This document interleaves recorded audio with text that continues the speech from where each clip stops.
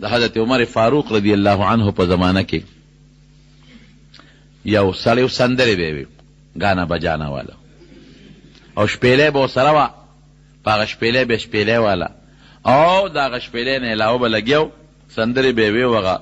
باجه به والا دنیا به ورته راغونډه وه دې ګمراهۍ ته خلک راغونډېږي چې کوم ځای به دغه کسو او ده به خپله باجه کوله وکړه نو دنیا به راله تماشې ته به ودرېده او ده به په خشته اواز ولا الله یو حسین اواز ورکړی دا د پیسو باران به اوس هم خلک په دې ډمان ومان د پیسې میسې نه دي پیسو باران و چا به الوا راوړلو چا به ډوډۍ راوړلو چا به خوراکونه راوړلو ده به هغه خپله نخره وکړله شعرونه به وي ښځې به م راتلې سړي به م راتلل لیکن وروڼو د هر څیز یو خپله اندازه یې بوډا شو چې بوډا شو اواز یې لاړ برباد شو ختم شو اواز نو خلک خو به د اواز له راتلل خشته اواز باندې به ګانه کوله او غزلې به وې هغې له به خلک راتلل چې بوډا شو هېڅوک وله نه راځي او د ارامه پیسه ګورې ټینګېږي هم نه چې څه ګټلو هغه یې والوزول ختم پلوپری ختم اوس بوډا شو یو ځای لځي هغه خپل بکس کي دی هغه باجه او باجه وایي اواز ورسره کوي نو اوس خو د اواز د خر اواز د انسان دغه نه جوړ شي نو څوک هم وله نه راځي بل ځای کیني څوک هم وله نه راځي بل ځای کیني بازار ته لاړ چې هلته خپله باجه راوباسي لاس یې مصرفېږي هغه باجه هم کار نه کوي هېڅوک نه شپېلی راوالي هغه شپېلی کې چې د خولې نه اواز نه خولې خو جرابه جوړه ده نو پوکې وباسي پوکې هم نشي ایستی ډوډۍ پسې غریب اریان دی یو متل دی هغه یو ځای کې یو ډمان راغلی و یو سړي ورې پوزکې راستی و نو هغه ډم لګیا دی ډمتوب کوي نو هغه هم اواز خراب و ټول خلک دی لاړل دغه پوزکي والا ورته پاتې شو نو ټول لاړل دا ډم دی پوزکي والا ته وایي وی زما د اواز جوړ ستا ډېر خوښ دی ښه ځکه چې دا ټول لاړل ته پاتې شوې وی خدای دې بېخ ستا د اواز وباسي دې پوزکي ته ناست یم دا ډول به دې اوچت کړه چې دا خپل پوزکي اوچت کړم نو اواز د خدای نعمت دی رونو خو چې د الله په ذکر کې وچلی الله اکبر اواز د الله د خدای لوی نعمت دی خو چې د الله قرآن پیدا کې او خشته نعتونه پې ووایې نظمونه پې ووایې د الله صفت د پیغمبر صفت پې وکړي نو چې دی بوډا شو نه شپېلی والی شي نه باجه والی شي نه چغې والی شي نو نار نه ور دی اوږې تږې دی نو دی راغی مدینې شریفې ته بلکل نارې پې تېرېږي نو د بقي مقبرې ته لاړ جنت البقي چې کومه مقبره ده نو هغه مقبره کې یو زوړ قبر و ناست ګرځي پکې یو زوړ قبر یې صحیح که ناست دی نو هغه قبر کې لاړ سملاسته او خدای ته یې چغه جوړه کړه چې یا الله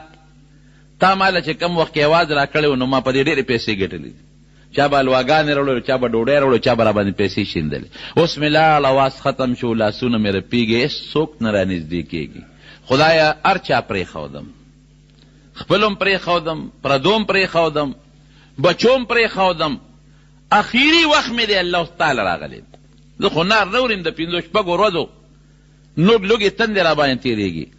خدای تعالی راغلی مو دې قبر کې درته ملاست مو دوه څادره مې ځان نه د کفن ته وکړي دي نه مې د قبر کنېستو ته حاجت شته او نه مې کفن اغوستو ته حاجت شته بس خدای ما نه سو باسي چې بد په دې قبر کې سملم چې خبر خلاصه شي بل څوک مې نشته هم تعالی راغلی وروڼو یو مثال به درکړم کم د انسان یو زوی دی خدای دې نه کړي خو چې د چا زوی فالج ووایي نو ټول خلک به ترې تښتي خو مور پلار یې پرېښودی شي نشي پرېښودی خپل خپلوان هم بیا نه را نږدې کېږي ورته دوستان هم بیا پردي شي ګاونډیان هم بیا پردي شي مور او پلار نه پردي کېږي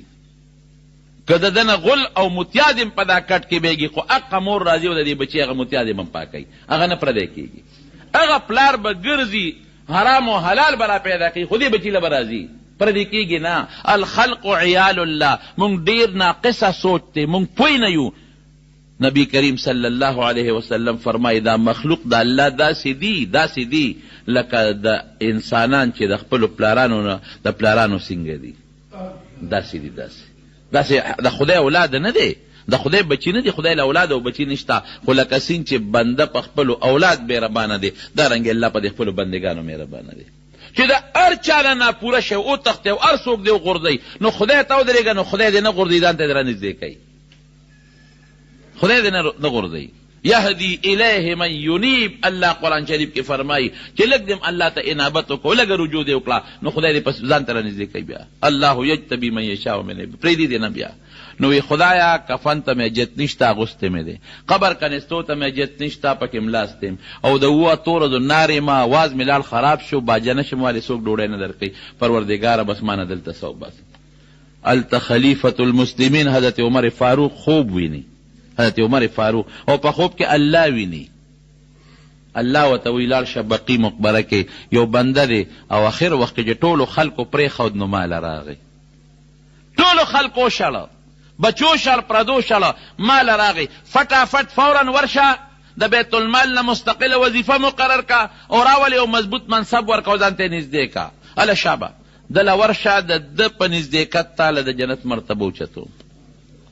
شابه فټافټ ځان وررسوه.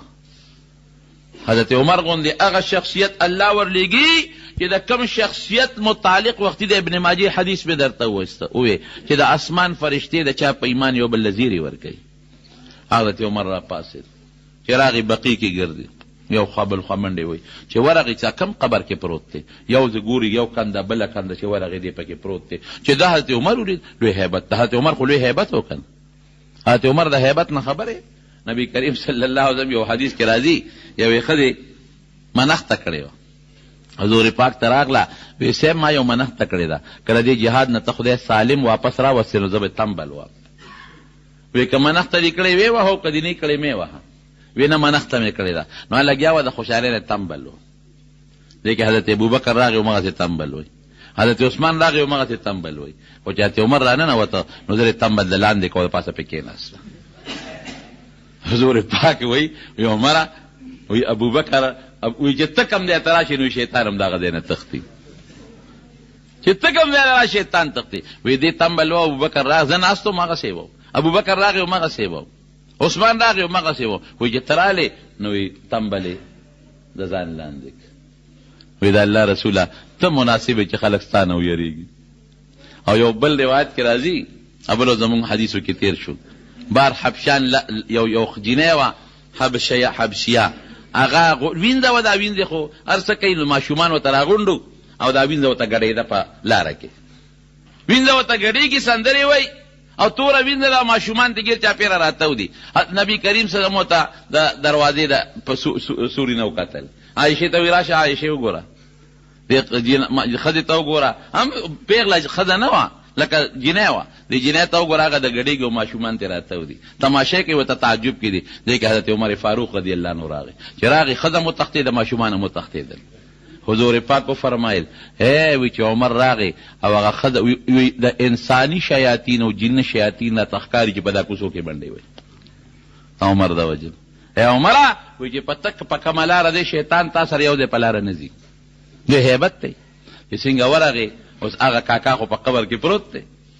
چې عمر یې ولید بس پره پیدو شو. دا څه په مسله باندې ما خو د مرګ سوال د خدای نه کو چې دلته ملک دا خو امیرالمؤمنین راغی، دا هغه خو لوی هیبت دی، دا به څه کېږي.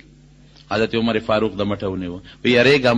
ما خپل پروردګار په خوب کې لیدلی دی او ما ته اډر کړی دی حکم چې د ما هغه دوست ته قبر نه راوباسه،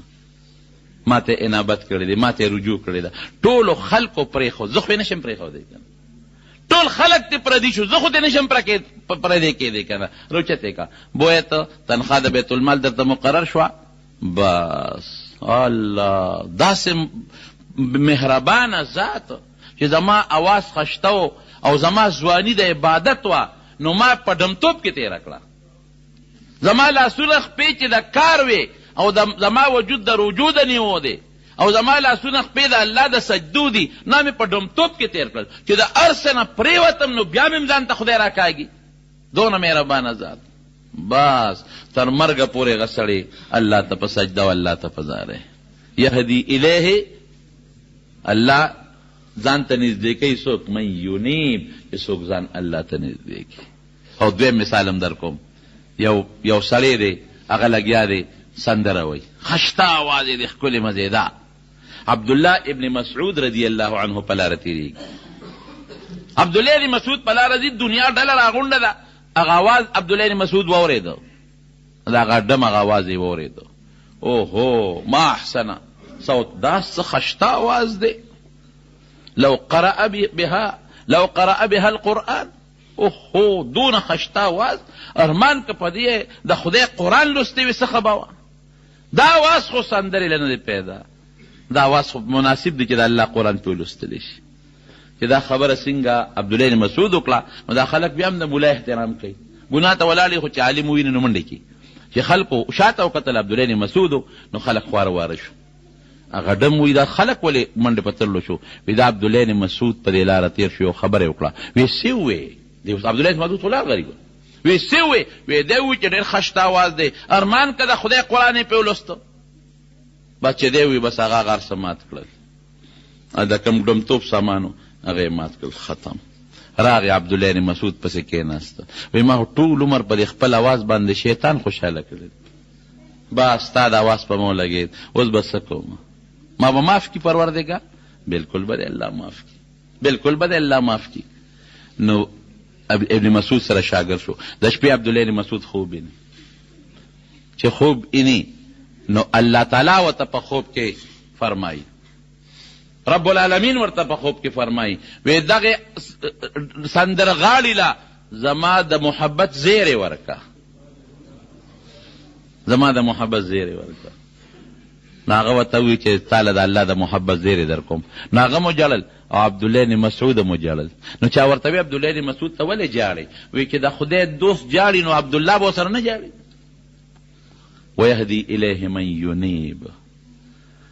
نو رب العالمین ته چې څوک هم انابت کوي کنه،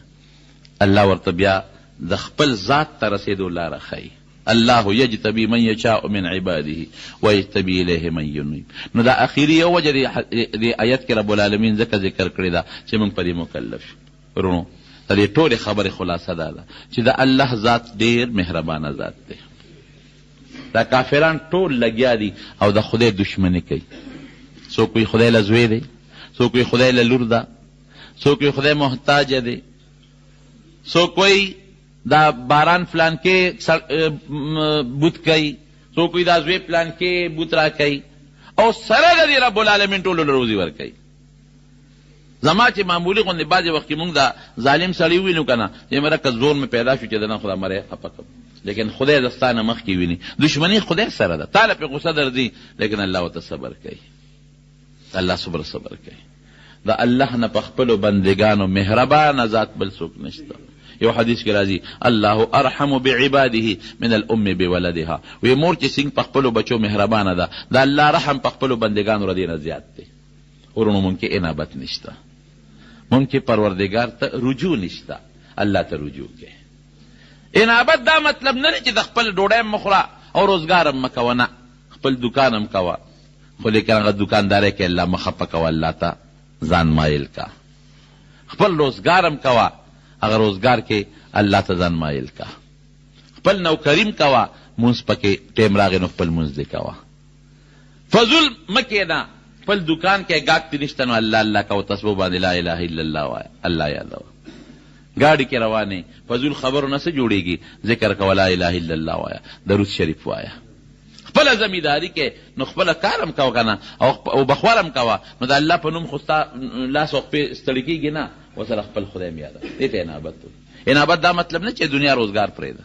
او بچي پرېږده او واده مه کوه، نه، دا د انابت مطلب نه دی. د دنیا د روزګار سره سره الله مه یېروه، د دنیا د کاروبار سره سره الله مه خفه کوه او الله ته ځان راجېږ.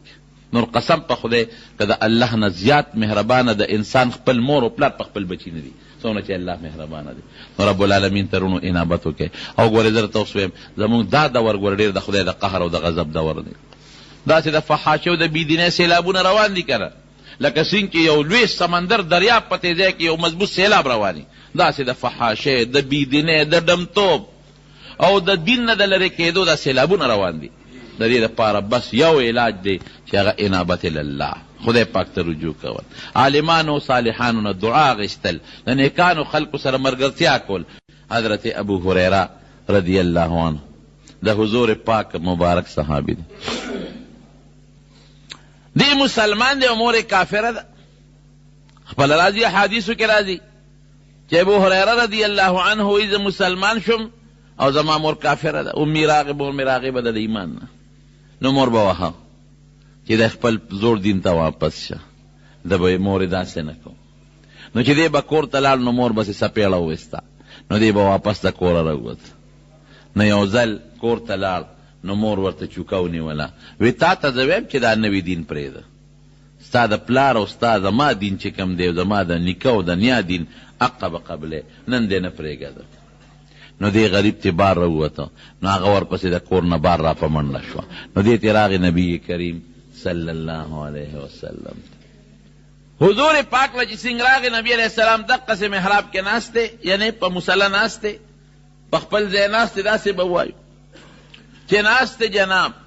دی په خفګان راغی. حضور پاک وی ولې ابو هریره؟ وی صاحب زه درته ویم چې زما دې مور له دعا وکړه او ته وله دعا نه کې. هر وخت مې وهي او ما ته وایي چې د خپل زوړ دین ته دې راشه، او سې بیا ووالم او راو تښتېدم ته. وی هغه دې صاحب را پسې را روانه ده، هغه بوډۍ را پسې دلته ستا مخکې را روانه ده، ته دعا نه کې. دغسې نبی علیه السلام له په خپلو لاسونه یې غېښودي دي. حضور پاک لاس اوچت که، یا الله د ابو هریره مور مسلمانه کې. دوی وکړل چې دوی وکړله، وی صاحب دقه دې راله، دا خو د حضور پاک دعا ده. افسر یې ډغره وواله چې څنګه راله؟ نبی علیه السلام ورته وی بد حق دق ودرېدله. وی څنګه راغلی؟ لږه غلی شو. د ابو هریره مور څنګه راغلی؟ کوټه کې وغورځو. وی د الله رسول د اسلام په نیت راغلی. راغلی دی له چې دا بچي و هم واپس خپل زوړ دین ته واړو، خو چې د حضور پاک دعا خدای د هغې دپاره قبوله کړه. وی اسلام ته راغلی، کلمه شهادت یې ووی، واپس کور ته مسلمانه لاړه. الله یجتبی من یشاء من عباده، د خپلو بندګانو نه بعضې غوره کوي، منتخب کوي. نو د غوره کېدو دویمه وجه څه ده؟ هغه دعا ده، دعا. او یو بل مثال به درته د حضرت عمر فاروق هم درکم که نه رضی الله عنه. تاسو یې واقع اورېدلې ده. صحابه کرام رالل او حضور پاک ته شکایت وکړه. شکایت یې وکړه د الله رسوله د دوو کسو نه ډېر زیات تنګ یو، د دوو کسو نه ډېر زیات تنګ یو. څوک دی؟ وی یو دغه دی، د حضرت عمر دی، عمر ابن الخطاب، او دویم عمرو ابن هشام دی، ابو جهل. ډېر زیات په تکلیف کې. نبی کریم صلی الله علیه وسلم الله ته لاسونه پورته کړل، خدای ته لاس اوچت کړل، اللهم اعز الاسلام باحد العمرین، خدایا د اسلام په دې دوه عمرو کې په یو مضبوط کړه. د ده عمر نوم دی، د هغه عمر دی، دله یې غلبه ورکړه. دې دوه عمرو کې عین میمرې د دواړو نوم کې راځي. یو عمر دی، عین پیش دی، زما څه ورته وایې پیخ چې تاسو ورته وایې، او د میم زور دی. یو عمر دی، د عین زور او د میم سکون غوړوندی چې تاسو ورته وایې. نور ماده یوه ده، اللهم اعز الاسلام باحد العمرین، خدایا اسلام له په دې دوو عمرو کې په یو غلبه ورکړه. دعا وشوه د شپې نه.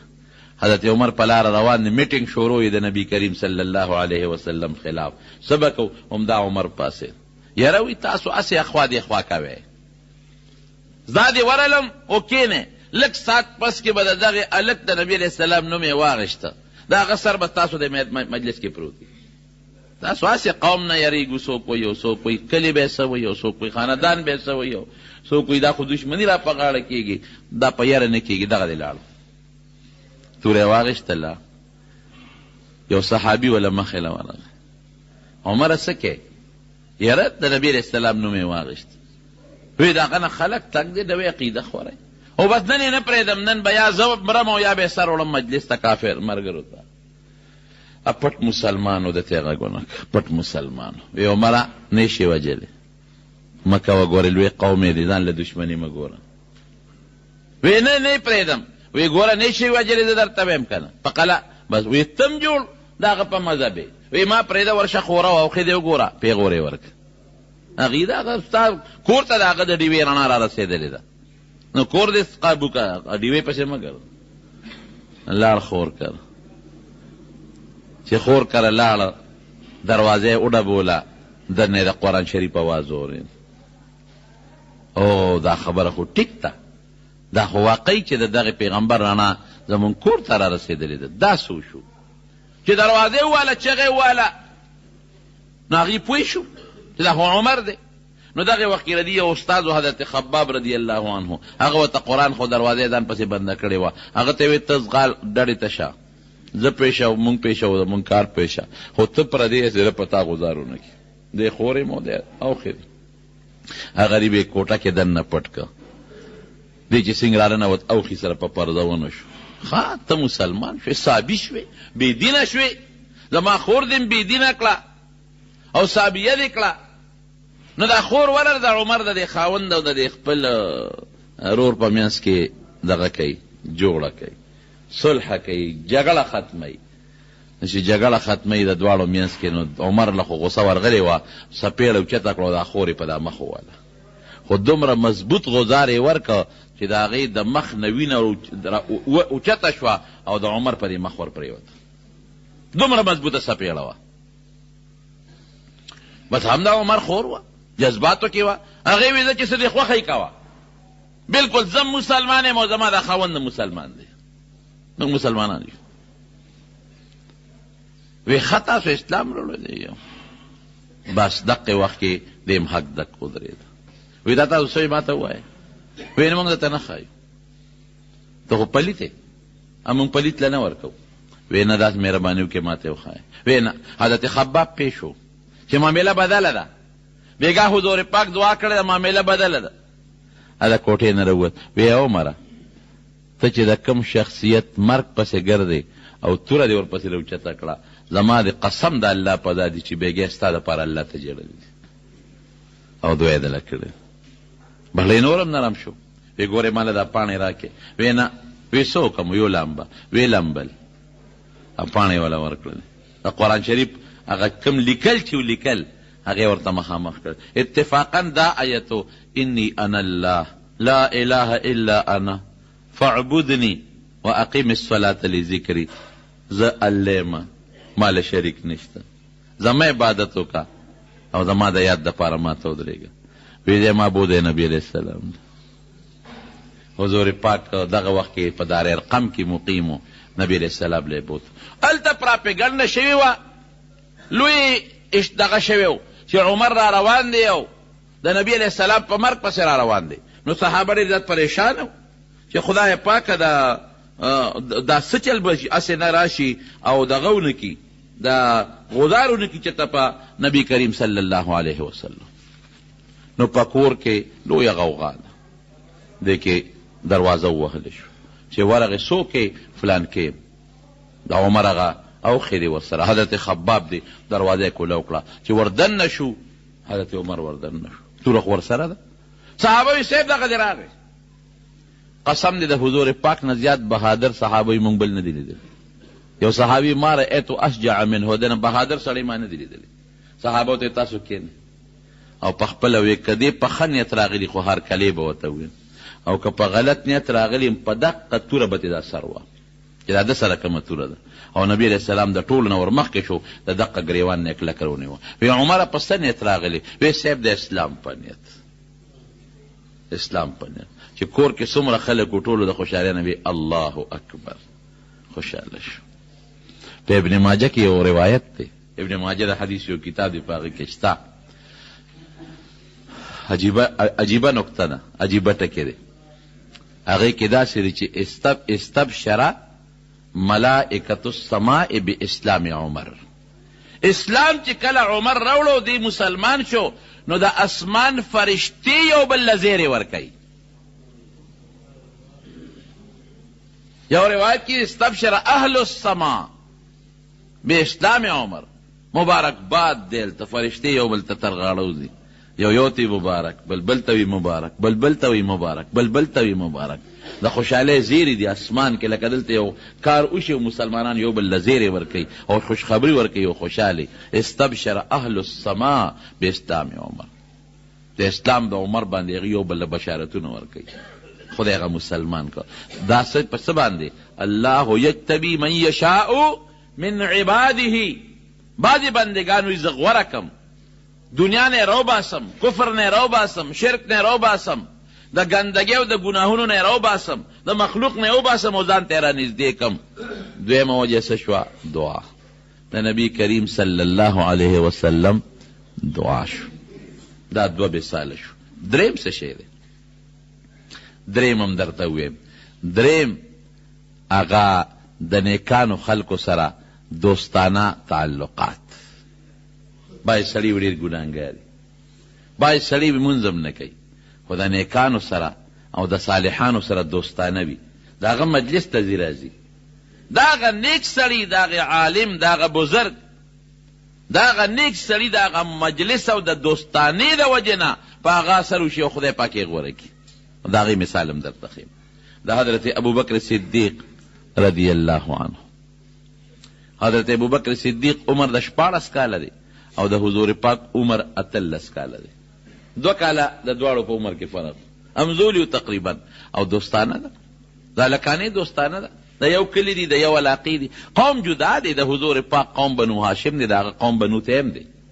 هغه جدا قوم دی، خو بس دوستانه تعلقات دي. یو زمانه کې د حضور پاک عمر 18 کاله او د 14 کالو د تجارت په غرض شام ته ابوبکر. خلک به تجارت پسې تلل. د په شام کې یو خوب ولید، خصائص کبرا کې سیوطي رحمت الله علیه لیکلی دی. چې خوب یې ولید، هلته یو پادري ته خوب بیان کړ، د عیسایانو مشر و. وی دغسې خوب مې ولیده. وی ښه؟ وی او. وی ښه د خوب تعبیر دا دی چې یبعث فی قومک نبی، ستا په قوم کې یو پیغمبر پیدا کیږي. یبعث فی قومک نبی، ستا په قوم کې یو پیغمبر پیدا کیږي. او ابسی کنت وزیره فی الدنیا وخلیفته بعد وفاته، تب په دنیا کې داغه وزیره او داغه د وفات نه پس به داغه خلیفه. دا د خوب دی ورته وي. کنت وزیره فی الدنیا، داغه وزیر به په دنیا کې، وخلیفته بعد وفاته، داغه د وفات نه پس به داغه خلیفه. نو کتاب لیکي چې فاثرها فی نفسه، ابو بکر دا خوب پړه کې پټ کړ، اچھا ته غږ ونه کړ د خوب، بالکل یې ځان سره پټ وساته چې څه به کېږي. چې کوم وخت کې نبی کریم صلی الله علیه وسلم د نبوت دعوه وکړه، لومبی راغی حضرت ابوبکر صدیق ته دعوت ورکړه. ابوبکر مال خو خدای پاک نبوت راکړه، مال پیغمبري راکړه. ګوره د هغه دوستانې تعلقات او اثر ته اوس ګوره، نور هېڅ هم نشته. وی ښه ډېره ښه ده، ډېره د خوشحالۍ خبره ده. زما ملګري او ما ته معلومې، د ماشوموالي نه مو یو ځای ژوند تېر شو. دا هغه وخت چې د حضور پاک عمر 40 کاله دی او د ابوبکر 2 کم 40 کاله دی،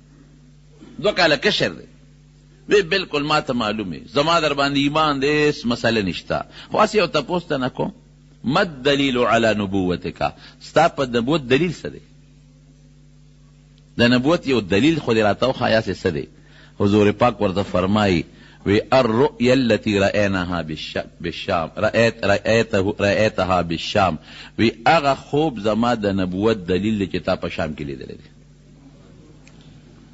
نو ورپاسېده، فقام الیه کتاب کې راځي، حضرت ابوبکر صدیق ورپاسېده، واعتنقه، او حضور پاک سره ورترغاړه، معانقه ورسره وکړه، وقبله فی ما بین عینیه، د دواړو سترګو په دا منځ کې دلته ښکل کړ حضور پاک. قبله فی ما بین عینیه، د دواړو سترګو دلته کې ښکل کړ. او یشهد ان لا اله الا الله واشهد ان محمدا عبده ورسوله، مسلمان شو. نو یو ټکی مې یو کتاب کې ولیده، یو ډېر لوی عالم دی د دې کراچۍ او ډېر لوی بزرګ متقي انسان دی، حکیم اختر صاحب، الله دې وله شفا ورکړي، روغ صحت ته الله ورکړي. هغه یو کتاب کې مې عجیبه نکته ولیده، هغه لیکلی دي، ډېر عجیبه نکته ده. وی واحد حضرت ابوبکر صدیق دی چې د پیغمبر علیه السلام د نبوت نه پس هغه په تندي ښکل کړی دی،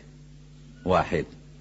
او واحد د ابوبکر صدیق دی چې کله د دواړو جهانو سردار وفات شو او دنیا نه رخصت شو، نو بیا هم په تندي د پاسه ښکل کړی دی. بخاري شریف کې راځي نبی کریم صلی الله علیه وسلم چې کله وفات شو، نو بعض صحابه باندې عجیبه کیفیت راغی. حضرت علی رضی الله عنه بېهوشه شو، حضرت عثمان رضی الله عنه ګونګې شو، خولې نه خبرې نه وځي. حضرت عمر فاروق رضی الله عنه بالکل دماغو کار پرېښود او توره یې واخېسته او دقسې په منبر کېناست او اعلان یې وکړ. وی خلک وایي چې نبي علیه السلام وفات شوی دی. دا خو منافقان دي چې چا دا خبرې شروع کړې دي. هغه وفات نه دی، کو هغه تللی د الله ملاقات لا، څنګه چې موسی علیه السلام کوه طور ته د الله ملاقات له تللی او واپس به راځي. او چې څوک هم وایي چې نبي علیه السلام وفات دی، زما په دې توره به د هغه منافقانو نه سټونه وایي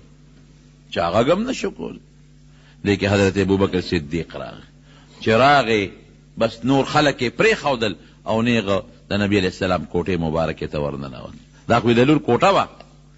د بی بی عایشې صدیقې رضی الله تعالی عنها کوټه وه، هغې ته ورننوت. چې څنګه ورننوت کوټې ته او حضور پاک یې وکت. بخاري شریف کې حدیث دی، په نبي علیه السلام مبارک د مخ نه څادر لرې که فقبله فاکب علیه وقبله، پې ور پرېوته او ښکلې او ورته څه وایي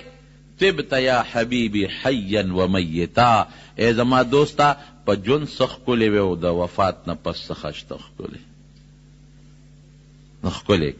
نو د حکیم اختر صاحب دامت برکاتهم دا نقطه عجیبه نقطه ده چې د نبوت میلاوېدو نه فورا پس چا ښکل کړی دی؟ حضرت ابوبکر صدیق رضی الله عنه. او د دنیا د رخصتۍ نه پس بیا چا ښکل کړی دی؟ حضرت ابوبکر صدیق رضی الله عنه. نو حضرت ابوبکر صدیق ته رب العالمین ایمان ور نصیب کړی دی. پس یې نصیب کړی دی د نبی علیه السلام د دوستانه تعلقاتو په برکت باندې. دوستانه تعلقاتو نو د الله د نزدېکت بل سبب دوستانه تعلقات دي. بل سبب یې څه دی؟ او دا دواړه ډېر مبارک دي جناب. حضرت ابوبکر صدیق رضی الله عنه، حضرت عمر فاروق، دواړه دونه مبارک استی دي. سوچ کوم زه هغه ځای کې دفن دي چې کوم ځای کې د دواړو جهانو مبارک سردار دفن. او مسله د دین داسې ده، نبی علیه السلام مبارک فرمایي وی د کم انسان خوره چې د کم ځای نه اغشتلی شوي د قبر به هلته وي. د دې خبره ځان پوه کړې چې کم سړی کم قبر کې څه ملي که نه، د خوره د اقه ځای ده،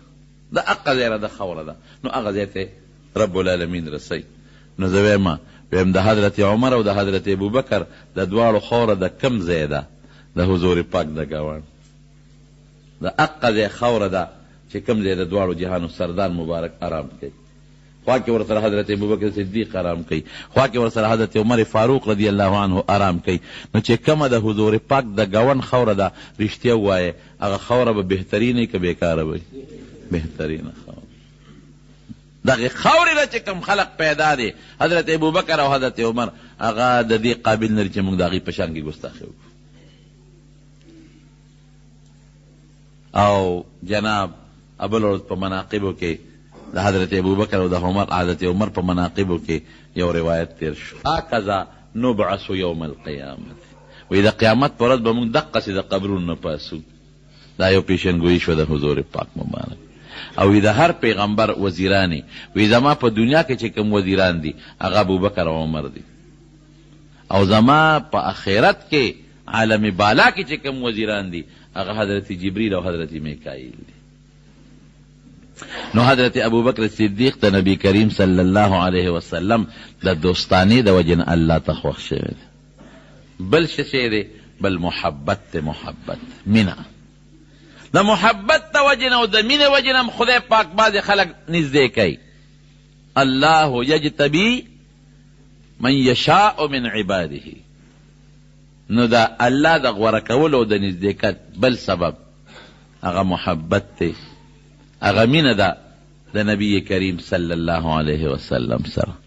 او د هغې یو مثال هم دله درکم، د حضرت زید ابن حارثه رضی الله عنه. ماشوم بچی چا د مور پلان نه تختولی دی، یو په یو خرڅوي، بلې په بل خرڅوي، بلې په بل خرڅوي. اخره کې په مکه مکرمه کې خرڅ شو. حکیم ابن حزام واغشته او حضرت خدیجې ته وقف کو. حضرت خدیجه رضی الله تعالی عنها نبی کریم صلی الله علیه وسلم ته وقف کو. هلته به مور جړل، ځکه دی خو غلام نو، مریی نو، چا تختولی نو مور به جړل. او چې کله بنورو دا مور به نور ته ولاړه وه وی چې زما بچې به دې وخت کې کم ځای وي نور به پرې لګي او که به نه لګي او چې کله به باران شو نو دا مور به ولاړه وه یاره چې زما په دې بچي به دا باران لګي او که به نه لګي او د سر ویښته به یې ښکل او جړل به یې ورپسې چېرته حج له څوک راغلي و دا ځای دې ولید ورته وی تا پسې خو مور جاړي ته دلته چا سره د فلانکي سره هغې چې واپس لاړل په مور یې وله زیر یې وکړه مبارک شه ستاسو هغه بچې مونږ ولید او سیم کو په مکه کې د فلانکي سره ډېر خوشحاله شو ځان سره بلا تحفې تحایف کړل د یو ورور د جبله ابن حارثه هغه راغی ورسره ترونم دي نور خلک هم ورسره دي رالل مکې ته دی خپل رور پسې راغی چې دا رور به بوځو چې راغی تپوس یې وکړه د نبي علیه السلام وی دغه ځای کې دی ورغی حضور پاک ته کېناستل تحفې تحایف یې راوړي دي او د نبي علیه السلام ډېر د صفتونه کوي صاحب تاسو بنو هاشم ډېر ښه خلک کې او د بیت الله خدمت کوئ او تاسو له زمزم خدمت کوئ او تاسو خلکو سره ډېرې ښېګړې کوئ حضور پاک پې پیش شو وی مرګرو مقصدم څه دی مقصد راته ووایه وی زمونږ مقصد دا دی چې زمونږ یو بچی دی غلام نه دی هغه چا تختولی دی او خرڅ کړی دی تا لره تاسو له راغلی مونږ هغه پسې راغلي اور څومره پیسې چې ته غواړې مونږ به یې تاله درکړو خو ته مهرباني وکړه دا ماشوم مونږ له راکړه مور یې ورپسې جاړي او مور یې ورپسې شعرونه هم جوړ کړي جړا کې به هغه غزلې وې هغه شعرونه او مرثیې به یې د بچي پسې وې حضور پاک ورته وي دا خو څه لویه خبره نه ده دا خو ډېره وړه خبره ده زه به یې راوغواړم که تاسو یې پېژندې او ته د سره بې پیسو ستاسو دی یو روپۍ درنه خیراتي ستاسو دی خو ګورې یو خبره ده که در سره ته نه نو موږ بنو هاشم قوم په زور ګورې څوک نه شړو په دې فیصله کوئ را سره هغې بلکل هغې مطلب دا چې موږ ته د مور هغه جړا یاده کړو او موږ وویني نو دلته د غلامۍ په جون څه کوي هلته کور دی هلته ځمکه ده جایداد دی مال دولت دی خامخا به را سره دی بلکل دا شرط منظور دی نبی علیہ السلام مبارک زید ابن حارثه پسې څوک ولېږل او راوستل ورته وی زیده دا پیژنې وی یو صاحب څوک دی وی دا مې رور دی دا بل پیژنې چې و پاسې نه داسې په دوکه څوک بونه دي او بیا خرڅ نه کړي دا پیژنې وی یو څوک دی تره مې دی دا پیژنې او دا زموږ پلان کې رشته دار دی ښه بچې دا تا پسې راغلی دي او دې تا بوتلل غواړي او ستا مور د تا پسې ډېره زیاته پریشانه ده ډېره زیاته در پسې خفه ده او جاړي او په نورونو په بارانونو کې در پسې جاړي نو زما له طرف نه تا ته مکمل اجازت دی یو روپۍ په بیه ستا نه غواړم یو روپۍ نه غواړم که ته دوی سره ځې مهرباني وکړه ورسره لاړ شه زید ابن حارثه په جړا شو وی د الله رسول ته ما شړې وی نه شړم خو دې نه خو مور در پسې جاړي د مور ملاقات له به لاړ شئ وی دلته نه ځم ارور ورته وی دا څه کې د غلامۍ ژوند خوښې دلته غلامې او ازاد ژوند پرېږدې او مور پرېږدې او پلار پرېږدې حارثه دې پلار دې پلان کې پرېږدې سادهګانو وی ما له د حضرت خدیجې په شان مور خدای را کړې او ما له د محمد رسول الله صلی الله علیه وسلم په شان پلار خدای را کړی او ما له د بیبي فاطمې په شان خویندې خدای را کړی دي تاسو څه سادهګان یې د دنیا په یو نعمت دا غېږ نه پرېږدم زه د مور ملاقات له به زه راشم څه وخت لیکن دا دی چې ته پرېږدم دا غلامي ده او سرداري ده دا چې ته پرېږدم نبی کریم صلی الله علیه وسلم فورا اعلان وکړ وی نن نه پس به زید ابن حارثه نه وایه دا به نه وایي چې زید د حارثه زوی نن نه پس به چې زید ابن محمد زید د محمد زوی دا زما بچی داسې نعمت یې وله ورکړ انعام یې ورکړ ورور یې وایي عجبله وی هغه وخت خو مونږ وی چې زمونږ دا رور ډېر ساده دی غلامي یې خوښه کړه او ازادي یې خوښه نه کړه پردی وطن یې خوښ کړه او خپل وطن یې خوښ نه کړه مالداري پرېښوده غربت یې خوښ کړه وی وروستو راته پته ولګېده چې قسم په خدای زما رور زید هوښیار و مونږ قمقلو هغه یو غېږه خوښه کړه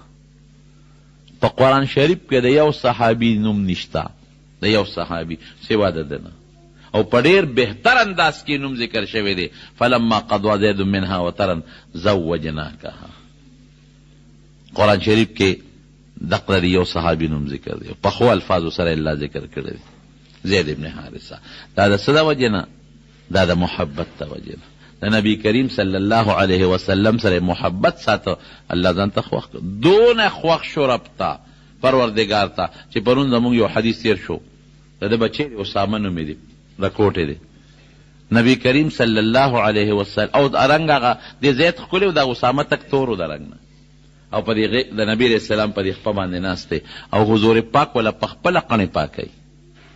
بی عایشه ورته وایي صاحب دی مال راکه چې زه وله قڼ پاکم وی نه عایشې زه به وله پاکوم احبیه دې ماشوم سره مینه کوه فانی احبه د سره زما مینه ده زما خوښ دی د هغه زوی سره د حضور پاک دومره مینه وه دا د محبت وجه ده نو بل سبب محبت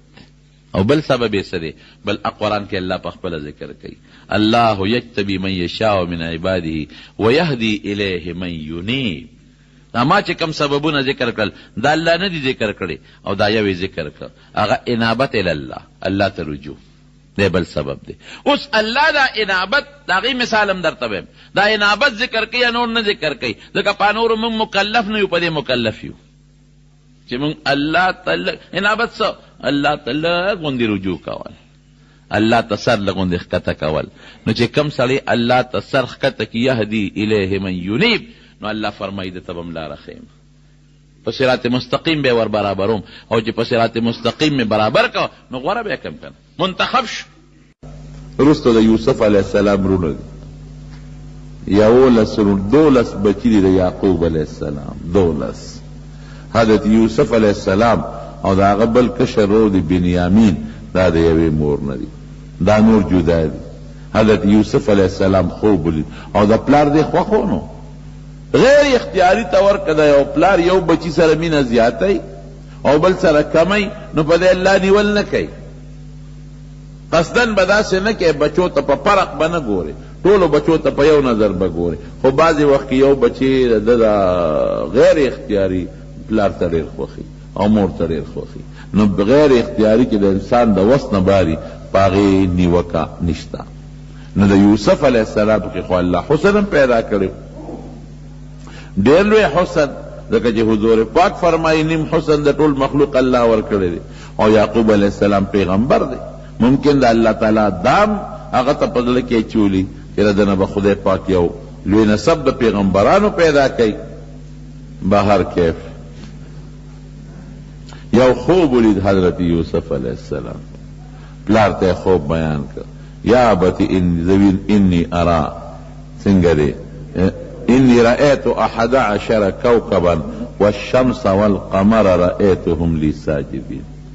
يقول ستوري او نور سپومې لیدل چې ما ته سجده کوي بس یعقوب علیه السلام خو پلار دی اپ پوه شو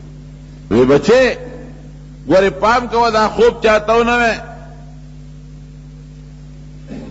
یا بنی لا تقصص رؤیاک على اخوتك فیکیدوا لك کیدا ان الشیطان للانسان عدو مبین بچې ګورې د نور ورونو ته دا خوبونه اوس به د سره حسد پیدا شي وی بچې ښه مونږ به د سجدې کوو سجدې مطلب دا چې دی به عزتمند دي او مونږ به د مخکې ذلیله یو دی به په کرسی ناست دي مونږ به ورته لاندې ناست یو ګورې شیطان لوی دشمن دی لوی دشمن اوس به ستا او د دې وروڼو منځ کې دشمنی پیدا کی بهر کیف هغه خبره خوره شوه چې خوره شوه نو د هغې په زړه کې خو د یوسف علیه السلام سره اسم بغض و حسد و ورسره کینه وه ولې کینه وه او د پلار دی ډېر خوښ دی مونږ یې هغسې نه یو خوښ پلار د سره ډېره مینه کوي مونږ سره هغسې مینه نه کوي او چې لا دا خوب شو چې ښه دی به دونه مرتبې ته رسي چې مونږ به هم دته ټیټ پاس کیږو او زمونږ مور او پلار اب هم دته ټیټ پاس کیږي نو خپل منځ کې سره میټینګ وکړو یو ځای شو میټینګ یې وکړو څوک وو دې مسئلې سره څوک وو نو ګوره شیطان خو لګیا دی که شیطان خو بیا چل ول کوي که نه اخو معمولي حرکت کوي وسوسې چي شیطان زړه کې دا وسوسه ورته واچوله چې دا یوسف د مخه لرې کړي خبره به خلاصه شي که دې نه مخې نه لرې کړه نو د پلار هغه ټول محبت به تاسو سره شي او که دې د مخه لر شو نو بیا به ستاسو هغه ګیله به هم ختمه شي چې مونږ به دته سجدې کوو او دته به ټیټېږو مسله به خلاصه شي څه چل ورسره وکړو وی به داسې چل به وکړو چې دې د پلار نه څه په بانه باندې بار وباسو وجنو به مړ به کړو. دا فیصله یې وکړله. رالل پلار ته، بابا مونږ خدای اراده کړې ده بار وځو او مونږ به منډې ترړې به ووایو او دغه به وکړو سیل صفات به وکړو او دا دغه راکه دا یوسف راکه چې دیم بوځو ځان سره او دی به هم اولوبو او خوشحاله به شي ځنګل ته ځو سیل کو ښکار کو. پلار ورته څه وایي؟ انی اخاف علیه ان یأکله الذئب وانتم عنه غافلون. بچی یریږم دا علاقه د شرمخانو نه ډکه ده، دا ځنګل ټول د شرمخانو نه ډک. هسې نه تاسو په خپلو لوبو ټوقو کې مصروف یې، دې نه شرمخونه خوري. رکوټې دې کشل نه بابا داسې چېته کېږي، ته بېغمه اوسه، مونږ به د حفاظت کوو او د به خیال ساتو او چې بس ډېره ښه ده. یعقوب علیه السلام وی زه بچی بویه ځیم، دې د پلار په مخ کې واغېستو چته یې کړ. د پلار په مخ کې به یو د یو د اوږې نه اخېسته، بل به د بل د اوږې نه اخېسته، یو به د یو نه اخېسته ښکله او بیا بل به د بل نه اخېسته ښکله او بیا ځان سره یې بوځي. چې بویه ته هلته خو سره مشوره کړې وه، میټینګ یې کړی و. نو قرآن شریف کې رب العالمین فرمایي یو زوړ کوي شال په هغې کې یې وغورځو، چې راشه په دې شال کوي کې به یې وغورځو، بس په خپله او پکې مړ شي، مونږ به ترې خلاص شو. نو چې دې کله غورځو نو دې غریب بیا دې خپو پورې نښتېده. اسان کار ډېر ګران کار دی. اماشوم دوی خپل حسد ګوره، د حسد نقصان ته ګوره څومره نقصانات یې شو. یو نقصان دا شو چې د پلار ړې ودړدو، یو دا شو د پلار ړې ودړ خپیک. دویم نقصان صله رحیمي قطع کړه. دریم نقصان یې څه شو؟ د ورور د مرګ اراده وکړه، د قتل ګناه شو کنه، نکه ضروري کوي ته غورځو خو د قتل ګناه شو کنه. دا درې ګناهونه خو خطرناک شو. نو چې څنګه یې وغورځاو نو هلته کې جبریل علیه السلام ورته ولاړ دی، هغه کلک راونیو. الله چې کومه فیصله کړې هغه څوک بدلولی نه شي. قمقلو سادهګانو چېر کله خوب یې ولید او پلار ولا د خوب تعبیر وویسته چې داسې به کېږي، نو تاسو په هغې کې رکاوټ کوم ځای جوړېدی شي؟ جبریل علیه السلام. او جامې هم تېستلې وې، جامې یې تېستې وې. نو جبریل علیه السلام څه چل وکړه؟ هغه ولا یو خشته کمیس د ریخمو په غاړه کې ور واچو او کلک یې ونیوه او د کوي په ویښ کې په یو تیږه باندې کېنه. دوی چې ته ښکار وکړه ښکار او د هغه ښکار هغه وینه یې راواغېسته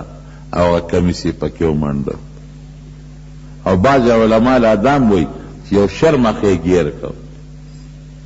او هغه کې پړي واچول او هغه یې راوست پلار له. بعض علماء دا هم لیکلي دي چې راوسته یا ابانا اے بابا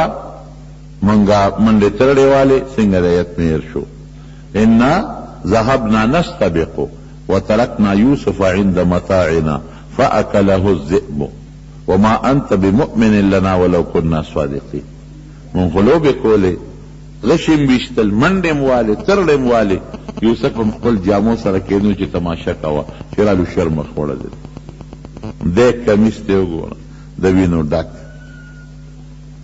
او که مونږ ډېر رښتیا درته وایو بابا ته زمونږ خبره نه منې نو. یعقوب علیه السلام چې کمیس ته وکتل هغه خلک وایي دروغجن عقل نه وایي، دروغجوړ عقل نه باید فارسیبان وایي، دا د عقل نه. دا سوچ یې نو کړی چې شرمخ دې وجني او نو کمیس به روغي کمیس به شلېدلی وي، نو کمیس یې روغ و هغه شلېدلی نو. یعقوب علیه السلام ورته وایي بچو ډېر هوښیار شرمخو چې زما دوی ملک د هغه غوښې وخوړه او کمیس یې ترې روغېستی دی. ودې خو پوه شو دغه ځای کې داسې غلطي شوې او چې بعض علما کوم چې شرمخ یې راوستی و. نو یعقوب علیه السلام شرمخ نه تپوس وکړه انت اکلت ولدي، زما بچی تا خوړلی دی؟ زما بچی دی ولې خوړه؟ شرمخ فورا اخو یعقوب ازم خو پیغمبر دی، پیغمبر خو موجودی فوراً گویا شو وینا په مونږ الله د پیغمبر غوښې خوړل حرام کړي دي مونږ غوښې د پیغمبر نشو خوړل او دی هغې د پاسه قسمونه خوړل دي دا شرمه خبره منې او زمونږ نه منې او مونږ ته قسمونه خورو او شرمه خوړلی دي قسمونه خوري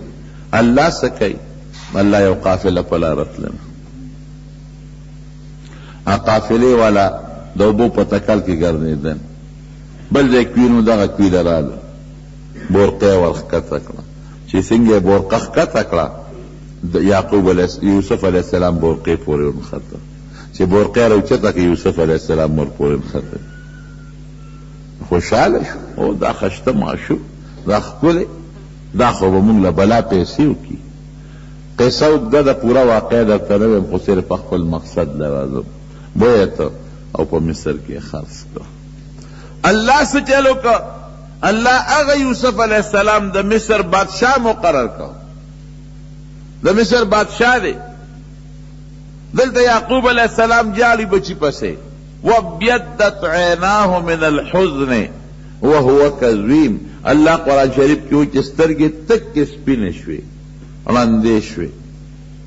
او دا زړه به هر وخت به الله خو ورته نور ویلي نور دې خبر و دې ته پته و چې د ما بچی جمدی دی ما سره به ملاقات د بچی کېږي خو چې خدای خبر کله به کېږي څه به کېږي او په کم وطن کې وایي زما زوی څه به کوي او څنګه ملاقات کېږي دې کیفیت نه خو نه دی خبر راغی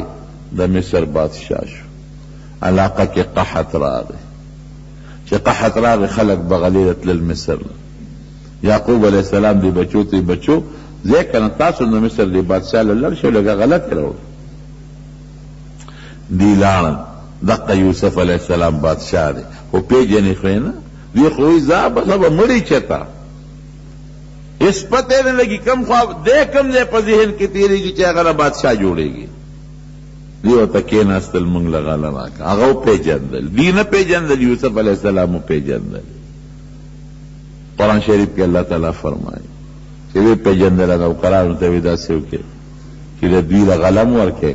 او چې دا کمې پیسې میسې راوړي کنه دا ورته واپس په بوجو کې بند کړي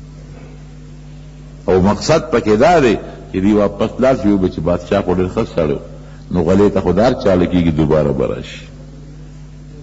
لعلهم یرجعون نو غلې ارسې ور دکړل خو یوسف علیه السلام ورته څه وایي وی څوک سور وړی چې غله درکړم وی چې زمونږ یو ورور مړ د شر مخ تختولی دی او بل یو ورور هم دی په کور کې ماشوم دی هغه د هغې مړ مرور دی نو هغې باندې مې پلار هغه د مړ رور مینې ماتوي نو مونږ 11 وروڼه یو وی ښه د 11 د هغې روري سم در کوم چې هغه تاسو په کور کې پرېښې دی بنیامین هسې نالکه دروغ نه وایې چې تاسو هم دا لس یو فرضي قصه نه جي یو ورور هم په کور کې پلار سره د هغې سم راکړه ولې هلکه دروغ نه وایې کلکۍ پې خبر نه جي رښتیا وایو وی ښه داسې به کوې بل ځل چې راځې هغه رور به راولې چې ما ته پته لګي چې رښتیا وایې که دروغ وایې په دوکه نه غله وړې وی خاله ډېره ښه چې څنګه غله وړله او بوجې اوس پردلې هغه پیسې میسې م ورته واپس شوې بابا د مصر هغه بادشاه خو ډېر ښه سړی دی زمونږ پرې ډېر قدر وکړه او زمونږ پرې ډېر عزت وکړه او ډېره ښه غلۍ راکړه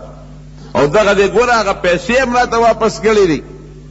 خو دا شرط یې لګولی چې بیا راځئ نا بل رور به راولی ځکه مونږ ورته وایي زمونږ بل رور دی د هغې حصه بوج هم ترې راوړی دی د هغې حصه غله هم ترې راوړې ده نه داسې نه کېږي تاسو باندې بیا اعتماد وکړم مخکې مولانا یوسف بوتو الامنکم علیه څنګه دی تاسو باندې ما د یوسف په حق کې اعتماد کړی دی بیا در باندې اعتماد وکړم داسې نه کېږي بابانو داسې پټه خبره خو نه ده قافله به ځي راځي نه او ته د قافلې واران تپوس وکړه او دا رور واله راکړه زه ډېره ښه ده رور یې وله ورکړه لاړل یوسف علیه السلام له ورسېدل چې ورسېدل یوسف علیه السلام دوی له ځان له کمرې مختص کړه لکه دا د یعقوب پیغمبر بچي دي اډر یې وکړه او دوی دوه له جدا جدا کمرې ورکړې هر دوه ورونو له جدا جدا کمرې ورکړې مشران مخکې کې مشران نو 12 لکه مراد 12 مراد 12 لک بنیامین خو کشرو دی یوازې پاتې شو یوازې پاتې شو نو د اجړل وی ولې جاړي وی زما یو ورورو شرمخ وړل که هغه جم دی اوس په زمو د هغه یو کوټه رسېدلی وه وی غم مه کوه زه دې ورور یم تا به زه ځان سره سملو هېڅ فکر به نه کې په دې چلې کې ځان لکه نو پټې د شپې پې کوي بچې وروره زه همغه یوسف یم ښه هېڅ فکر چې ونه کړي زه څه چل جوړوم چې تا ته ایثار کوم زه مسله جوړوم ته به ال نه وې مسله جوړوم درته او په دې مسله د مور او پلار هم راغواړم او دوی هم راغواړم ډېره ښه ده ای پوهېږ سهار وختي وله بوجونه د غلې نه ډک کړل او چې هغه کم چا به هغه غله ویشله نو هغه سړي ته یې وی دا زما جام د دې کشر ورور د بنیامین په دې بوجه کې ومانده پټ غوندې چې څوک در باندې پوه نه شي ډېره ښه ده چې څنګه غلی وله ورکړله او بوجونه یې واچوله نو سړي اواز وکړو وی نفقد سواع الملک دا بادشاه هغه پیمانې والا جام انشتا چا پټ کړی دی اے خلکه غلی تاسو غلا کوئ هغې راغلل مونږ خو غلاګر کې نه یو وی نه تاسو غلا کړې ده وی زمونږ څه کوئ چې مونږ غلا کوو وی ښه ده که د چا په بوج کې روت څه سزا به وي نو د هغه زمانه کې به د غل دا سزا و چې چا به د چا نه غلا کړو بس به یې غلام کېده وی صاحب ستا قانون دی بس ته په خپل ستا په قانون فیصله ده وی زما قانون خدا ده که د چا په بوج کې روت ابه ځان سره ایثاروم غلام به مي وی ډېره ښه ده وی شو په دې فیصله یو نو فبدأ بأوعیتهم لاوی د هغې بوجې کتې چې شکیان نشي یو ګوري آخر کې د بنیامین په بوج کې جام راووت نو ولیدل ډېر ورم غلا کړی هغې څه وایي ان سرقا فقد سرقا اخ له من قبل وی که ده غلا وکړه که نه د دې یو بل ورور یوسف هغه هم یو وخت کې په ماشوموالي کې غلا کړې وه په هغې مې الزام ولګو یوسف علیه السلام ځان سره خبره پټه کړه لوی راوپړسېد چې ویم خو خبره یې پټه کړه فاسرها فی نفسه یوسف لکه یې پټه کړه دا خبره نه ښکاره کوم تاسو ډېر ګنده خلک یې وی دې بوله جیل کې واچوې دا زمونږ غلام اوس صاحبه خذ احدنا مکانه ده په ځای مونږ نه بل واچوه که د ګوره پلار مونږ نه وعدې اخیستې دي او که مونږ داسې لاړو پلار به وایي چې مخکې مراله بل زوی مړ که اوس مراله بل مړ که خدای لپاره بل ونیسه خو نه بلکل ظلم نه کوو چې د چا بوج کې جام پیدا شوی دی ام حقه به نیسو زه خو زیاتې نه کوم همغې ته پاتې کړه دوی لاړل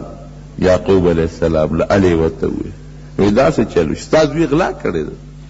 هغه وی بیا هم چل را سره وکړه مخکې مرانه یو زوی لر کړه اوس مرانه بل زوی د مخه لرې کړه زه وی الله مې شته دی الله المستعان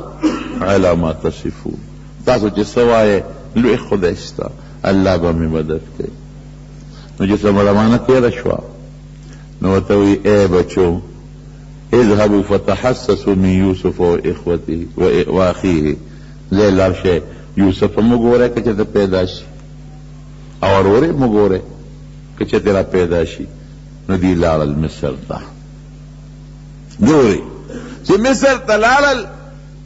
نو یوسف علیه السلام ته اوس منت کوي چې زمونږ هغه پلار دی او سترګې ړندې دي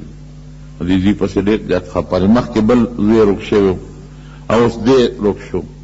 نو ډېر زیات خفه دی او ته مهرباني وکړه او موږ احسان وکړه او دا لک راکړه چې پلار نه یې بوځو او ورته څه وایي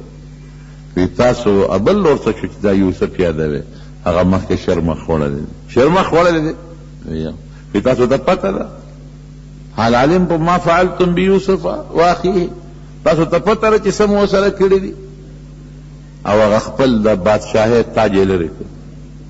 او د بادشاهانو په مخ یې روبن اچو چې د هر چا سترګې زمونږ په مخ ونه لګي هغه روبن یې هم لرې کړ وی تاسو ته پته ده چې یوسف سره هم څه کړي دي خو چې مخامخ یې ورته وکتل اوهو لکه دا یوسف خدا دی انت یوسف انک لانت یوسف وی او زه یوسف یم دا زما ورور دی قد من الله په ما لوی احسان کړی دی جیل نه راوویستم بادشاهي یې راکړه او بس وروره مونږ نه غلطي شوې مونږ معافي غواړو لیکن بیا هم یوسف علیہ السلام خو پیغمبر دی کنه بل څوک بیا نه جوړه یو سوډه هم خو برابر کم جیل کې مواچم چې لکه مزه خو در در کم بیا وروستو سره روغه کو خو یو سوډه هم خو وامه کنه معجزه ده هغه د کور خاوندانو ته وایي انی لا اجد ریح یوسف لولا ان تفندون کما تقمقل نوای کنه او صادرات نوای نو په ما د خپل بچی یوسف خوشبوئی لګي داغه خوشبو را باندې لګي هغه وته تالله انك لفی ضلالك القدیم ضلال نباز علماء عشق اخلی او معنی دا عشق دا هغه زوړ عشق کې پروت نو یوسف ته نه ریږي او یا زړه خطایا کې پروت نو ته اوس بیا وای چې یوسف جم دې وی ما درته وې نو په ما د خپل بچی خوشبوئی لګي څنګه کمیس راوړه او د یعقوب علیہ السلام په مخې ورواچو قرآن کې الله فرتد بصیرا ټیک شو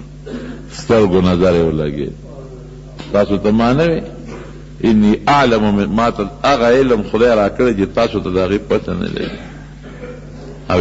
یوسف علیہ السلام وی چې راځي مصر ته نو دا 11 وارونه سره د یعقوب علیہ السلام او سره د بنیامین او سره د یوسف د 11 رونه ټول لاړل مصر ته چې مصر ته لاړل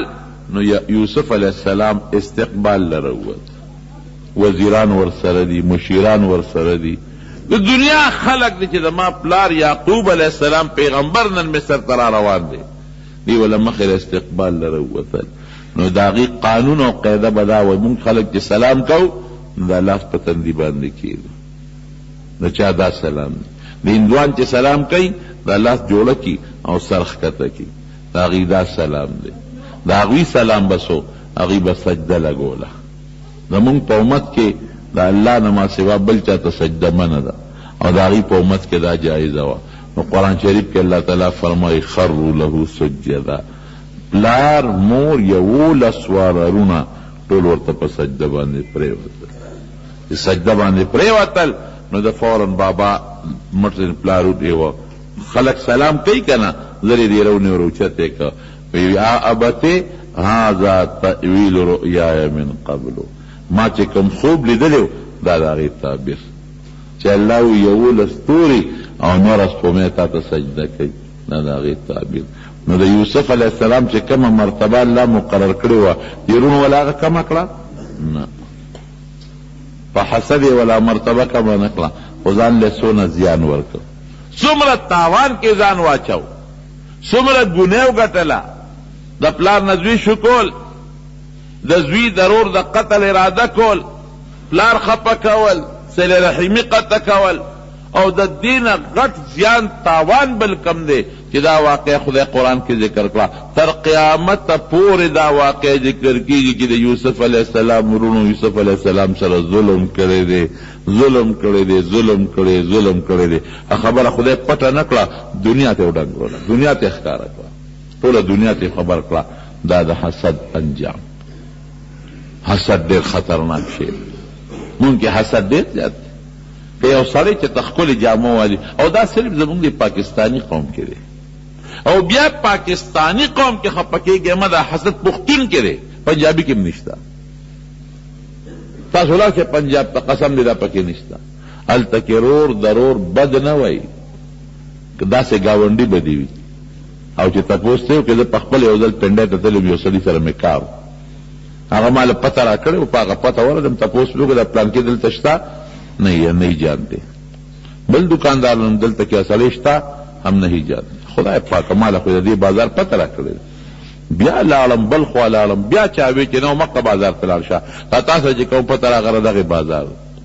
یو نه تپوس کو بل نه تپوس کو سو کم نه پیږي بس اخره کې ما ستړی شو مې د جمعات کې مونږ به وکم د مانځه وختو واپس به د ماخام وختو د مانځه جمعات تلارم چې مونږ نو کا سړی مشاته ناستو زیو لیدم چراو غالید ما ته وسکه مې زه خدای ما تا پس ما سپخین نه ګرځم وې زه ډیوټه نه رالم راځه نه هغه کوم دکاندارانو چې ما ته په سره وړغوند کړکې و دروازه باندې جننده کول او کله بره خو جون لاغي د پاسه دی وسېده یله کده دې ظالمانو خو ما یو شل زله تاسو کو دنه مې تپوس وکړه، هغه نه مې تپوس وکړو، ډوډۍ تنور والا و هغه نه مې تپوس وکړو، دې تنور والا نه خو زه روزانه ډوډۍ وړم او دې دکاندارانو نه زه سوداګانې کوم. مې دا ولې وی پنجابي راته سړی خپل ملګري نه ښیي، هسې نه څه غرض پسې راغلی دی، وجنې یې قرض یې دی پې او که څه مسله ده بلکل درته نه ښیي. حالانکې ټولو پېژنده، ما ته چا نه خو. او دلته چې راشي یاره جي پلان کې شته، څوک پلان کې خو دا پلان کې زوی لاول خو له پلار سپاره کی، هغه نیکه به دا چل کاو، هغه دا مړه خو هغه میلمه ته چې ستا کور ښیي که نه نو یو کتاب یې ستا صفت ورته ډک کړي، بیا داسې ده که نه ده؟ دا حسد دا صرف زموږ په پښتون قوم کې، دا بل چا کې نشته. دا بل ورځ ماته یو سړي د ملیشیا کې پاتې شوی د هغې واقع بیانوه، په خدای یقین وکړه حیران شوم چې هغې خلکو کې ماته وایي جیبه مسلماني ده، مال چې ګټي په ځان به لګوي، او که ته ورته وایي چې بچي وي مال خدای راکړه بچو به خدای ورکوي که هیڅ بغض نشته، حسد نشته، عربي کې نشته حسد، پنجابي کې نشته حسد، پښتون کې حسد شته. حسد د پاره رور وجني، رور خپل سکر ور وجني که نه وجني، د حسد د وجني. پلار سره جګړه کوي د حسد د وجې، د ګاونډي حیا اخلي حسد د وجې. لکه معمولي چا له خدای سپینه جامه ورکړې ده په دې لاره تېر شو او دوه کسه ناست دي، وره دې راته څنګه په دې سپینه جامه کې ګرځي، خیال دې ده ته، او دې قراقلي ټوپۍ ته ولا خیال دی، او دې سپلو ته آیا څنګه اوږد د ګامونه علي، خیال دې ورته الله اکبر. او که یو کوټې موټرګي خدای پاک چاله مړی پلار یې څه کول او دته ګوره چې موټرو کې ګرځي مټې موټر نه لا بار رسته وګوره وته دا د کمې راغی، دا بنګله د څه جوړه کړه او دا کور یې پسې جوړ کړه، عیبونه پکې شل و بس. هلکه ته چې دا بېګا ډوډۍ دی خوړې سوچ دې کوي چې دا تاره کمې وخوړه، دا دانې براوالي دم به کي او دکان کې به بل وغورځوي، دانې براوالي دم به کي او د بل کور ته په دیوال ور وغورځوي. ولې چې دې کروانه پیدا شي، دشمني پیدا شي، د انګور او د خواخې پیدا شي، د سخر او د انګور پیدا شي، د زوی او د پلار پیدا شي، د رور او د رور په منځ کې پیدا شي. رښتیا وایه ټول خلک تعویذونو له همدې پسې ګرځي که نه ګرځي؟ دا ولې دا دومره بغض او حسد دی په مونږ کې؟ حسد څومره خطرناک جرم، خدای سره جګړه ده، خدای سره. ولې دا نعمتونه څوک ورکوي؟ الله. ته په خدای اعتراض کې، خدای سره جنګ کې، په خدای دې اعتراض دی چې خدای دا مال دی ولې ورکړی دی، که حلال دی او که حرام دی پیشه او خدای پیشه. ته به ورسره حساب کې تله د میزان به ستا لاس کې که د خدای په لاس کې وي، ته خو هغه سره حساب نشي کولی. زه یم که په یو سړي زړه خوږېږي چې دی حرام خور دی نو پټ ورشه دروازه ورته وډبوه، یاره دا تا باندې مېړه خفه دی، دا حرام ولې کې نه مه کوه، نه به دې شکریا ادا کړي. بجیره دی چې کوڅه په کوڅه شرمې او دکان په دکان شرمې اوسې کولی نشي. حسد خطرناک گناہ. رسول اللہ صلی اللہ علیہ وسلم فرمائی وی دا عرفات میں میدان کے بخدے پاک دا مخلوق بخی اعلان بو کی دا مٹولو بخل. رسول اللہ صلی اللہ علیہ وسلم فرمائی وی دا عرفات میں میدان کے بخدے پاک دا مخلوق بخی اعلان بو کی دا مٹولو بخل. جاؤ من لر زین راغلی دی وہ بخل. نو فرشتی اللہ فلان کی گناہگار دے، فلان کی گناہگار دے، فلان کی گناہگار وی دا میں ورسرو بخل. لیکن دا چا پزلک چی مسلمان سر حسد دے پدغ میدان کے خدای نہ بخی. ولی دا تخبل غیر اللہ دا پوئی نہ مجت اخکاری، دا تزان دا بل نو چت اخکاری اچت دیوی خدای دل دا مال ولی ورکو لکہ تن پوئی گے و اللہ زا پوئی گا، دا حسن دی ولی ورکو لکه ته نه پوهېږي خدای او زه پوهېږم، د عزت دی ولی ورکو دا مطلب دی چې ته نه پوهېږي خدای او زه پوهېږم. نو چې خدای ته ناپوهه وې او ځان ته پوهه وې، د دې خبرې خدا مقصد شو. د دې نه لوی جرم بل کېدی شي. لیلة القدر هغه خاصه شپه چې الله پکې د هر چا دعا قبلوي په هغه خاص ټیم کې، خاص وخت کې. نبی علیہ السلام فرمایي یو حدیث پاک کې راځي چې دا کم سړي په زړه کې مسلمان سره حسدي په دغه خاص ټیم کې د هغه دعا خدای نه قبلوي. دونه خطرناک جرم. او زه اکثر یو خبره کوم تاسو ته مې ویلي لیم د حسدي سړي دپاره دا سزا ډېره چې هغه خپله خوري د چا څه کولی شي ځان له اړو خوړه اسې ځان له مختور کو او اسې ځان له زړه مسلمان ستا ګاونډي دی چې خدای مالدار کو شکر وباسه قسم په خدای صحابو کې دا صفت راشه اوس د بل طرف ته صحابو صفتونه ښیم صحابو کې دا صفت و چې کوم به مالدارو د بل صحابي بغض ورسره نه دی د بل صحابي حسد ورسره نه دی ته خوشحاله دی چې شکر دی چې د مال شته که کم اوچت دی په مرتبه کې حضرت ابوبکر صدیق مرتبه کې د ټولو نه اوچت دی بیا ورپسې حضرت عمر فاروق دی بیا ورپسې حضرت عثمان دی بیا ورپسې حضرت علی دی رضی الله عنهم چېرته تاریخ کې به ثابته نه کوي چې صحابه ورسره بغض کوي چې دا ولې نبي اسلام ته زیات نږدې دی دا ولې زیات خوښ دی نبي علیه السلام ته دا مال ولې دی دا دې پیغمبر علیه السلام ځان سره نږدې ولې کېنئ دا بغضونه حسدونه پکې نه دا بغضونه حسدونه په مونږ کې پراته دي ابو جهل ولې تباه شو ولې رسوا شو صرف او صرف حسد اسم نشتا نبی کریم صلی الله علیه وسلم به تلاوت کو د قرآن شریف د شپې نو کله به اواز په زوره نو درې کافرانو په مکه کې غټ یو هغه زمانه کې ابو جهل دی دویم اخنس ابن شریق دی او دریم چې دی نو هغه سو ابو سفیان دا درې والا غټ غټ کافران دي نو دوی راغلی دي او د نبی علیہ السلام دا تلاوت اوري یو ګوټ کې ولاړ دی اوس دې کوو چې دا دې سوی بل ګوټ کې ولاړ دی بل ګوټ کې ولاړ تیاره ده چې سار وختي شو او دې څنګه روان شوي دي یو بل سره په لاره کې ملو شوي یو نه تپوس کوي لکه څه دې کول بل ته وي تاسو کول بل ته وي تاسو کول دا ابو جهل ورته ویل لکه بس نور پرېږدی یو بل مه ملامته کوئ بس مونږ ټول راغلي یو د دې هلک دا قرآن مو اورېده چې دا دې څه وایي دا دا خبرې مو اورېده خو داسې کار دی غلطي وشوه زمونږ د درې والو نه بیا به نه راځو که دا د مکې خلک زمونږ نه خبر شو چې مونږ ته منې کوې پخپله ورته ناست یې د شپې شپه ورته روڼوې ورې دا ټول مسلمانېږي قسمونه وکړې چې بیا به نه راځو قسمونه یې وکړل اوس چې ماسخوتن شو که نه د هر یو له خارخ کوي د هر یو له اخو د حضور پاک د مبارک جب قرآن هغې کې خو بل شان اثر هر یو وایي چې ودرېږه زه زما د نورو دوو قسم کړی دوی به نه راځي ابل وایي زه ځم د نورو دوو قسم کړی دوی به نه راځي ابل وایي زه ځم د نورو دوو قسم کړی دی دوی نه راځي بیا درې واړه راغلي سار بیا یو بل ټوله شپې ورته تېره کړې ده سار بیا ملوش بیا یو بل ملامته کول بیا به نه راځو په درېیمه شپه بیا راغلي په چې درېیمه شپه تېره کړه سار وخت یو بل قسم ورکو چې ګور بیا به نه راځو نو چې دا کوم پکې سپینګی دی اخنس ابن شریق دی لا نو ابو جهل ته دروازه وواله دا ټکې اوس عمرو ابن هشام د ده نوم دی عمرو ابن هشام درې شپېتام د دې هلک دا خبرې واورېدې ابو سفیان هم واورېدې او ما هم واورېدې رښتیا ووایه دا خبرې څنګه دي اخنسه په قلار کښېنه نه رښتیا خبرې کوو رښتیا وایه وی دا خبرې ټولې رښتیا دي بیا خو معلومیږي چې دې رښتونی پیغمبر بالکل رښتونی پیغمبر دی چې رښتونی پیغمبر دی نو موږ پې ایمان ولې نه راوړو ښه سردار د مکې زیم او پیغمبري دته میلاو شوه مشر زیمه سردار د مکې زیم او نبوت او پیغمبري د دته میلاو شي دا چې ده برداشت ور حسد شو